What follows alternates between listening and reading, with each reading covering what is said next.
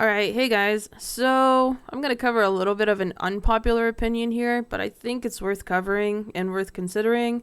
This is mostly for my guild members, but this could be really useful too, just as a guild member yourself or other guild leaders that are watching. I do know there are quite a few leaders that do watch this, so this is just some food for thought. First things first, I do want to give a shout out to Deadmano, just because it was his idea and his math initially, and he did do his own testing with Advanced Combat Tracker to test these numbers so we can be doubly, triply, quadruply sure that we're giving completely accurate information here to the best of our abilities. So I will link his stuff in the description below. So the first things first, basically we presented the idea to our guild about removing the power boon. In other words, the barracks. Just to put it briefly how boons work, there are 5 main boon plots that people want, but you can only build 4. Each boon plot comes with 3 preset boons, and even if you only want 1 boon from that group of 3, you gotta take all 3. You can't pick and choose. So unfortunately, there's always this debate on which structures are the best to build. So right now in our guild we have the barracks, which is the power and XP boons. We have the mercenary outpost, which is the critical severity boon. We have the stable, which is the armor pen, defense, and mount speed boons. We have the wizard's workshop, that is the hit points boon. And the one we're missing that we can actually take a look at in Ruithim Corsairs is the temple, and that gives the revive sickness boon. So one thing that I kind of want to cover before I start going into like more details is it's a common belief that the barracks is a staple in building any guild. Like, the power boon seems to always be the first boon people build. And that's because when Strongholds started, power worked a lot differently than it does now, as did all the stats, realistically speaking. So, in Module 16, when they reworked a lot of the stats, well, essentially that means the guild boons also function differently. And I think that's where that misconception comes, where every guild leader seems to presume that the barracks is the meta. And probably up until now, I would have said the same. But looking at the math and everything, I kind of realize now that that's maybe not the case. So to list 2 main downfalls to power is, the first one is that, of course, it has a type of diminishing return. It's not a diminishing return. I'm not really sure what you'd call it. But basically, the higher you stack it, the less effective power becomes. You still obviously get more power, but you need to build more power to get that same bonus that you would have gotten from a certain amount of power earlier.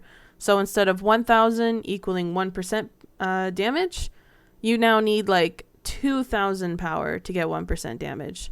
So I hope that makes sense. I'm not always the best at explaining things, I know.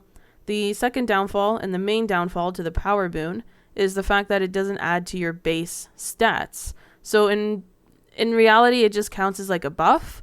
So whenever you get buffs from either other players or maybe your companions, a potion, whatever it may be, that 8,000 power you're getting from the barracks, it's not being counted towards that. It doesn't count as base power. Therefore, it's always 8,000 and it's never going to multiply or increase. So that's a big downfall as well. So basically, Deadmano presented the idea because we want the revive sickness boon. And just to brief over the revive sickness boon, I know there's so much stuff to brief over, but I really want to make sure that everyone understands what we're saying. And basically, when you die, you get a stack of Revive Sickness, and a stack of Revive Sickness decreases your damage by 10%. That's a lot. But when you have the Revive Sickness boon, it reduces your damage, or not your damage, it reduces the effectiveness of the nerf or the debuff from Revive Sickness by 50%. So instead of a 10% damage loss, it's only 5% damage loss.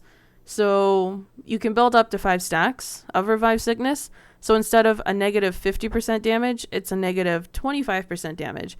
And that alone just makes a huge deal. Like, I understand why people want the Revive Sickness boons. It makes sense.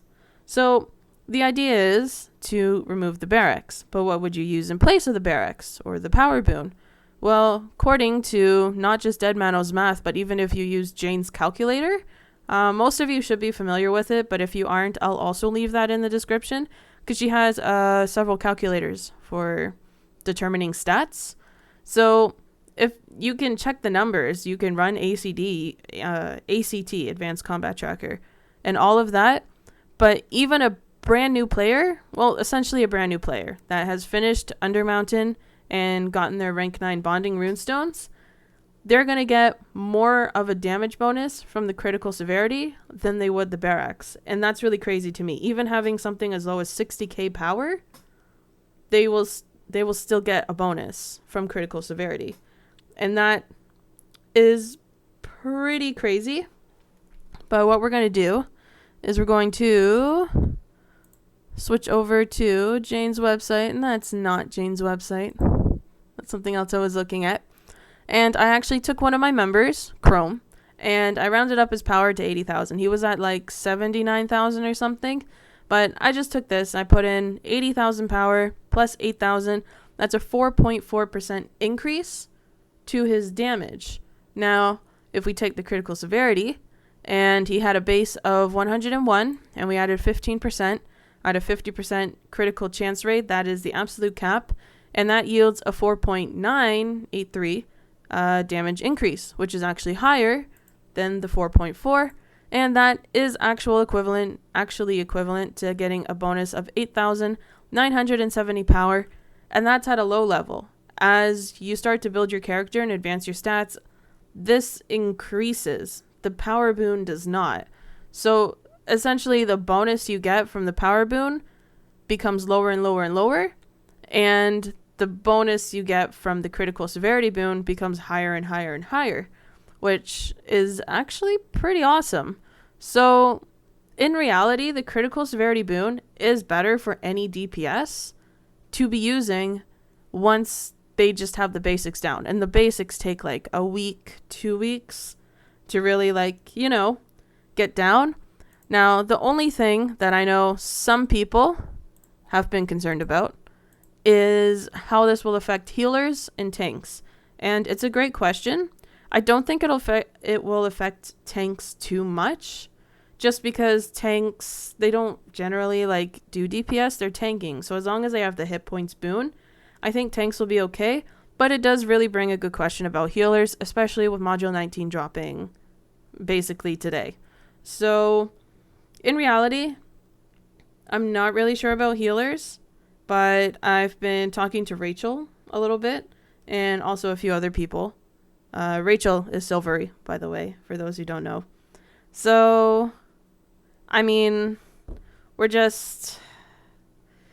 haven't really confirmed how that will affect healers, but I'm hoping that it's still at least a positive, either equivalent or even a little superior for healers, but we still have to test that.